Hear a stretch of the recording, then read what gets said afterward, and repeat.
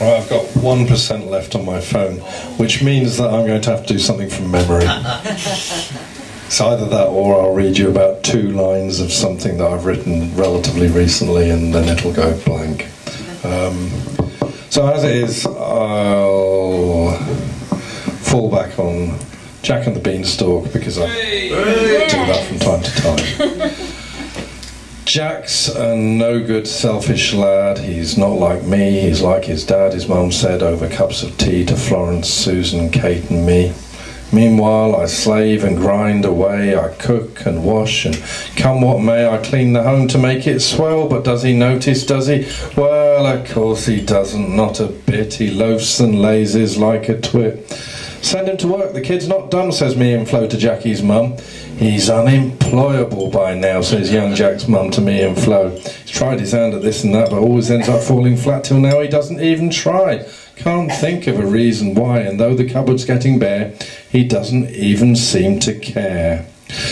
So it was that when we'd gone, she called the little waster down and told him, Jack, the time has come for you to go out to the market to sell the cow, and though you're but a simple lad and folks think you're a trifle funny, I'm sure that even you won't find it hard to sell a cow and make some money.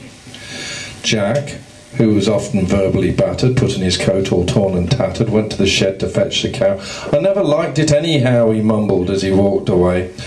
What was that, Jack boy? What'd you say?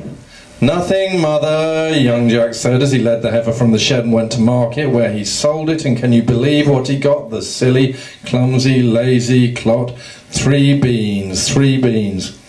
I think it's tragic to be graced with a son like that. Of course, he says they're magic. Well, he would. And Doris, that's Jack's mum, sent him upstairs without any supper, then called me on the telephone. This time we really come a cropper, she told me, then blurted out the whole story. That was a couple of hours ago, and I've not heard from Doris since, which I thought was a little odd. And then out of the blue, I get this call from Gladys saying, have you seen this tree? Looks a little like a bean. Wasn't there a while ago? Mavis says you can see it grow. So I looked out the window and there it was, taller than the hat stand, higher than the house. I couldn't believe what I had seen. It was indeed a giant beanstalk. Wow.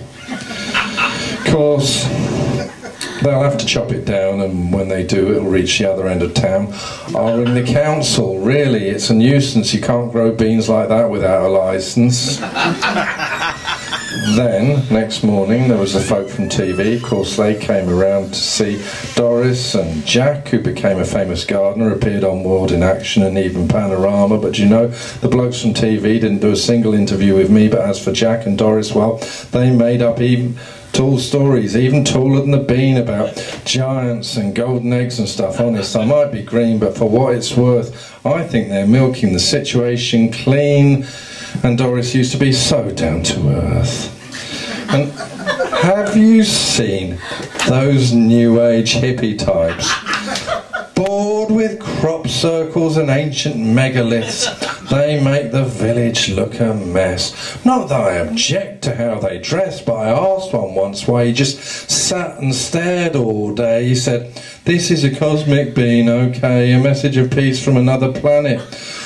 Then, would you believe it, he asked me to can it. I'm busy here with vegetable contemplation. Honest, people like that are just a disgrace to the nation.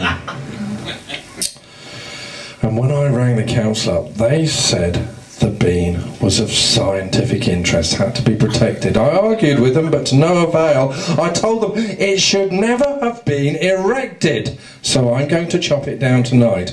I get a chainsaw, take it out to where the giant monstrous bean is, and there's this great commotion. Jack comes hurtling down the beanstalk, helter-skelter, grabs the chainsaw from me, hacks and hews, and chops the beanstalk, which tumbles, followed by, no, it can't be, a giant who lands face down on my cottage roof. Of course, I shall be asking for compensation.